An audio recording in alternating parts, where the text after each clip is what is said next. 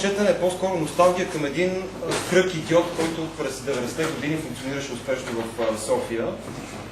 Като имаше субкултурен или underground статус, още не мога да преценя, въпреки че минаха 10-15 години от тогава, но се получи много готино, така че тази вечер ще бъде една отворена сцена. Формулата е Рамбо 13 плюс приятели, самишленици. И първо ще минем ние с някакви свои нови или по-стари текстове и след това ще дадем думата и на нашите приятели. И ще представим от началото и края две късометражни филмчета, които са ни първите опити в някакъв тип киновизит. И сега ще започнем с първото ни филмче, наречено Карпатата плачат.